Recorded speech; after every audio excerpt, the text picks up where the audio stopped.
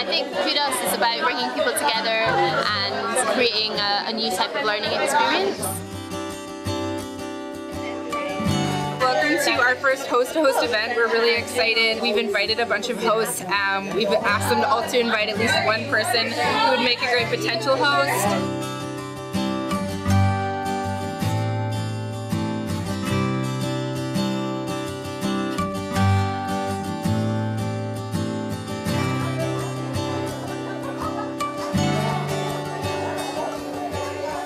When I heard about Kudoz, I thought it was an ideal time for me to give back whatever I can.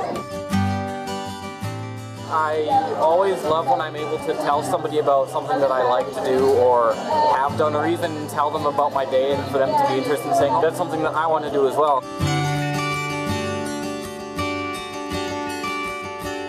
The Kudoz that I was with, we did part of the experience, together, and then she was able to do that same activity on her own. It was really quick uptake. When they came in the door, when Robert came, we looked at a bunch of recipes, and I had sort of opened and put books on the table, and I said, do any of these sound good? And he was a little tenuous and a little scared, what the heck is going on here? So I said, I think lentil. So then we just started chopping the basics, right? So we put some carrots in the lentil. Let's get a food chopper. Yeah, well, that's not food chopper. This is pampered chef, yeah. We actually were using knives, Diana. We were using knives. Probably finding exactly what they can do within that amount of time, other than look around and ask questions and explore. But some of the most successful moments, I think, have been just literally trying on a costume, or watching somebody make something, or cut some wood, or throw some paint onto something, or just stepping on a set. Well, definitely learning how to use some of the tools. Safety was a big one we were discussing when Randy came.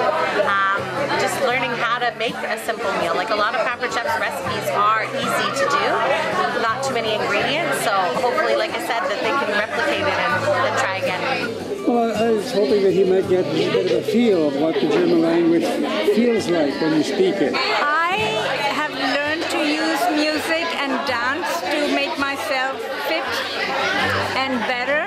I'm hoping to teach people that we can use it to make ourselves strong and happy.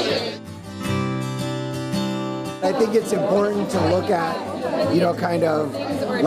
what are the things that you're going to be able to touch or see, what are the things you're going to be able to do, just to kind of have an idea in your head what you want the person to get out of the experience.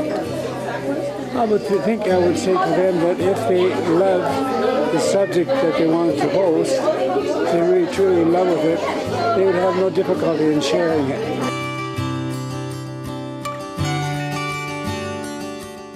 You just have to get to know the person and see who they are, and after a while you don't even realize that people have a disability. All you need to do is really don't impose limits or try to boil down the experience. Just do what you would be doing if you were doing it by yourself or with anybody, and you'll find that people are like sponges. No matter what their capability or capacity is, they're going to surprise you, and it's going to be fun, and it goes by so fast. You're going to want to spend more time with them at the end.